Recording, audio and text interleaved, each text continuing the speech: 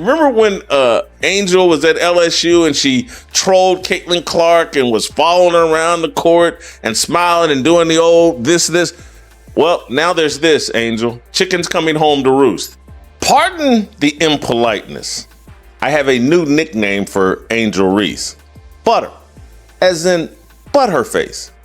Butt her face. Great legs, great butt, great skin, and then the face. In Angel's case, it's the basketball version. Here we observe the majestic suburban dad in his natural habitat, the backyard barbecue. Notice the distinct aroma of charcoal and mild panic.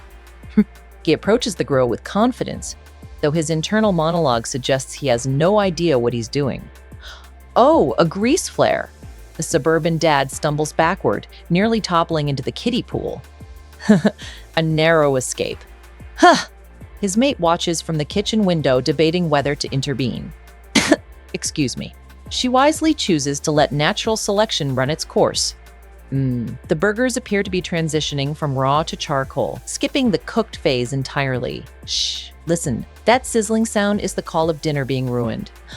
But wait, the suburban dad has produced his secret weapon, barbecue sauce. He believes this will mask his culinary failures. Spoiler alert, it will not. Now is being approached by his offspring, demanding to know when the food will be ready. A dangerous moment. The suburban dad responds with the ancient phrase passed down through generations, 5 more minutes. We all know this is a lie. Ugh.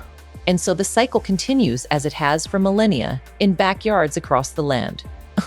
Truly, nature is magnificent. Now, and let me show y'all this. DraftKings was the one who reposted this. They said Caitlin Clark laughing at Angel Reese, bruh, after the Angel Reese missed layup to win by a buzzer beater. The rivalry is definitely still alive, bruh. And I'm here to tell you, this is the face of defeat. I'm telling you right now, Angel Reese is defeated. And one thing I always tell you guys, y'all should know this. The internet will give it, and the internet will damn sure take it away. Y'all ever heard the saying, at this moment you knew you messed up? This is the look Angel Reese had on her face. At this exact moment, she knew she's gonna be the laughingstock of the basketball world for the next 48 hours. And that's exactly what happened. And it was so bad, Angel Reese did not speak to reporters after the damn game. Please take me through that fourth and overtime. They outscored 31-19. What changed in that at the end of the game? Wait, can you repeat that? At the end of the game, they outscored you 31-19 in the fourth and overtime. What was the difference in the game, you believe, at that point? I feel like we fought hard. I mean, I don't know. I just feel like we just came up short tonight. With under 15 seconds on the clock and the game deadlocked, the ultimate spotlight narrowed down to pure, unadulterated drama with an entire season's pride hanging in the balance. As the initial play fractured and the defense scrambled in chaos, the basketball ricocheted straight into the waiting hands of Angel Reese directly beneath the rim, the exact storybook moment every athlete dreams of, standing completely uncontested mere inches from the cylinder.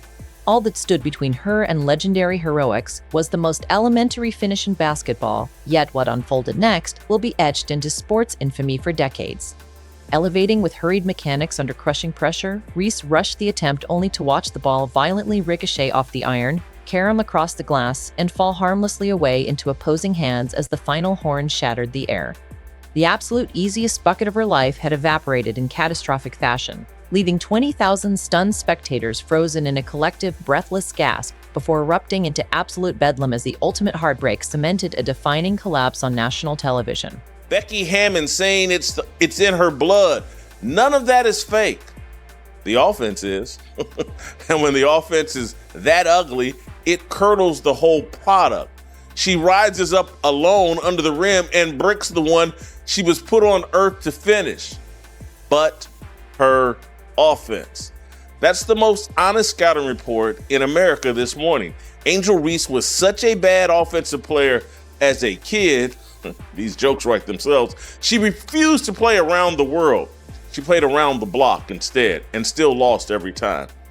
She claimed allergies prevented her from playing horse. She said she was too young to play 21. If the playground had a glass-only league, she'd be the commissioner. The national stage keeps asking her to score anyway. Angel Reese wanted to be Caitlin Clark's rival. She was smart enough to see the financial benefit of being attached to Clark. Every segment, every thumbnail, every forced debate, proximity to the biggest magnet in the league is a business plan. But there's a price too, and now she's really starting to pay it.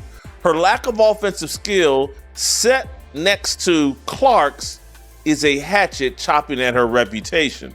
People delight in Across the hardwood, the aftermath escalated into an unfiltered display of psychological dominance as Caitlin Clark didn't just celebrate. She stopped dead in her tracks, locked eyes with Angel Reese, and erupted into uncontrollable, merciless laughter. Stooping with hands on her knees and shaking her head in theatrical disbelief, Clark openly punctuated the blown opportunity with ruthless bravado, sending an unmistakable message that shifted the rivalry into pure, unvarnished hostility. The moment Reese realized she was being overtly ridiculed before millions on national television, the emotional dam violently broke, pushing her past mere disappointment into unbridled fury. In an explosive burst of raw frustration, Reese slammed the basketball into the floor with enough force to launch it deep into the lower bowl before charging toward the officials in a heated, high-decibel tirade, frantically demanding a foul call to mask the defensive collapse as complete chaos consumed the final moments on the floor. And because she doesn't play defense, Caitlin's defense has definitely improved. And also when she needs to step up, she has done just that. Can you see? What the? That defense is outstanding. Outstanding. So with that, let's talk about the MVP race. Right now, for me, I have 4 people who I think should be in this MVP discussion. A'ja Wilson, Olivia Miles, Kelsey Mitchell, and Caitlin Clark. And I don't think at this point in time I can create a top 3. And I'm gonna make a case for all of them. I do want to start with Caitlin Clark because I feel like she had a slow start to the season. She is somebody who doesn't get put in these conversations often because the standard for Caitlin Clark just seems to be a bar that is nearly impossible to meet by media standards, by fan standards. Like Caitlin Clark always has to overperform. Caitlin Clark can have a 20 point, 7 assists, 3 rebound games, and people can call it a stinker game. The bar is really high for just her and herself to perform. Now, what I do think is very interesting though, over the last 11 games, Caitlin Clark is averaging 26.3 points per game, 9.4 assists per game. Teammates and coaching staff frantically surged forward to physically restrain Angel Reese as she attempted to power through their grip toward the opposing bench, where Caitlin Clark and her squad were still reveling in the high-stakes victory. With tensions boiling over and volatile shouting picked up by courtside broadcast microphones, the arena erupted into deafening chants that amplified the drama before a national audience. As venue security quickly intervened to escort Reese down the tunnel, the post-game fallout escalated into an explosive locker room disaster marked by slammed lockers and heated confrontations, turning the sting of a blown final possession and the ruthless psychological warfare into an absolute powder keg. Within minutes, the sports media landscape went into an unprecedented frenzy, completely hijacking social timelines and dominating national commentary panels to dissect every agonizing frame of the sequence that just permanently redefined this rivalry. Into this by accident. Saturday, again, they dropped the love letter. Reese's rebounding as legend. Rodman mind, Barkley's strength, fastest to 1,000 boards, league high numbers, dream record, double doubles. That's a coronation feature. Fine, print the rebounds, respect the glass, but notice what the piece is not about. Not touch around the rim, not left-hand finishes, not the scorer's instinct. She claims while the shot chart files a disaster report. ESPN wrote the cathedral around the one elite thing she does. Then Sunday asked the rest of the game to show up. Indiana at Atlanta. Messy game, clunky game. Nobody left looking like a bronze statue, but one person left looking like a punchline. First quarter, that wide open fast break layup made me howl and laugh uncontrollably. No defender, just daylight and a ball that refused the rim like it had standards. As bad a miss as we've seen. I thought that would be her worst of the day. It was only the appetizer.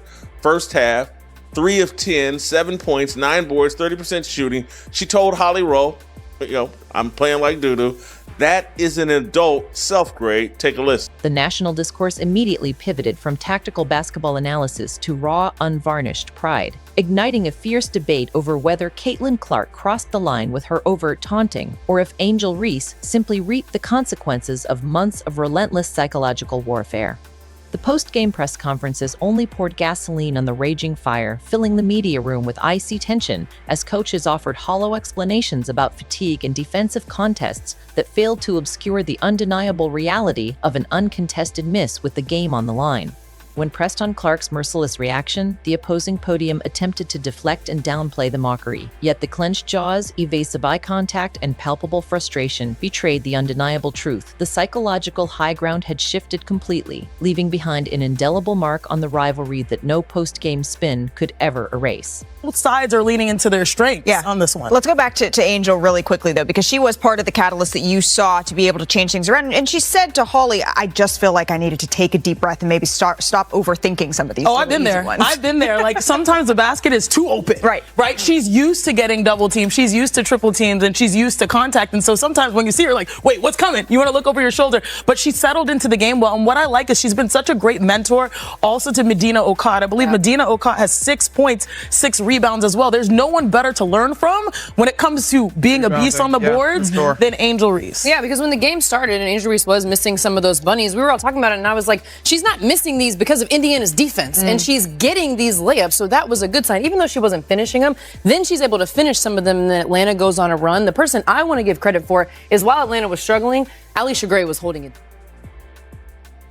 That is amazing. Just absolutely amazing. They're rambling on about Angel Reese because they agreed late last week. Hey, this whole weekend's about Angel Reese. We got this story we're going to put out on ESPN.com championing her as the greatest rebounder since Dennis Rodman. And then they tell the Three Stooges of the WNBA, hey, look, we don't care what goes on during the game. We have agreed this weekend we're celebrating Angel Reese come hell or high water. We don't care what Kelsey Mitchell does. We don't care what Caitlin Clark does. We don't care what Alicia Gray does or Ryan Howard or anybody. This is about Angel Reese. We're celebrating her. This was all staged. And then you look up at that graphic and it says 3 of 10, while the mouths are saying catalyst. That is not analysis. That is a protection racket. When the player says she's playing like SHIT and the network says superstar, somebody's lying. And it isn't the shooting percentage. Late regulation, game's tied. Howard misses the go-ahead 3. Reese is already there. Board, body, rim, right in front of her. Game on her fingertip, daylight. She missed it again. Watch. Oh, we've already seen it. Yeah. Watch. Not the cartoon whiff from the first quarter. Different sin. This one carried the win in its pocket. She tried to clean it up, lost the next fight. Horn, overtime, Fever close at 95-91, and Angel's line still prints like a participation trophy. 15-14. This defining moment marks an irreversible shift in modern sports culture, completely dismantling traditional pleasantries and replacing polite competition with fierce, high-stakes hostility that permanently redefines this feud. Caitlin Clark didn't merely secure another victory. She delivered a devastating psychological blow that will cast a massive shadow over every future clash, ensuring that whenever Angel Reese steps into the paint during crunch time, the haunting memory of that blown opportunity and the roar of a mocking arena will echo in her mind.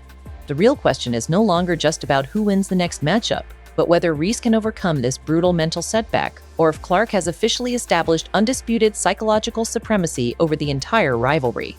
Drop your thoughts in the comments below. Did Caitlin cross the line by openly ridiculing her rival? Or did Angel bring this intense reaction on herself? Hit the subscribe button, smash that like, and turn on all notifications so you never miss a single update as this explosive battle continues to escalate.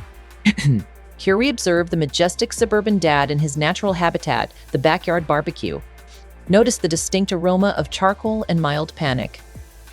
He approaches the grill with confidence, though his internal monologue suggests he has no idea what he's doing. Oh, a grease flare! The suburban dad stumbles backward, nearly toppling into the kiddie pool. A narrow escape. Huh!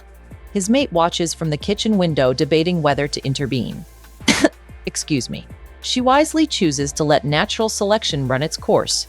The burgers appear to be transitioning from raw to charcoal, skipping the cooked phase entirely. Shh, listen, that sizzling sound is the call of dinner being ruined. But wait, the suburban dad has produced his secret weapon, barbecue sauce. He believes this will mask his culinary failures. Spoiler alert, it will not. Now he's being approached by his offspring, demanding to know when the food will be ready. A dangerous moment. The suburban dad responds with the ancient phrase passed down through generations, 5 more minutes. We all know this is a lie. Ugh. And so the cycle continues as it has for millennia in backyards across the land. Truly, nature is magnificent. With under 15 seconds on the clock and the game deadlocked, the ultimate spotlight narrowed down to pure, unadulterated drama with an entire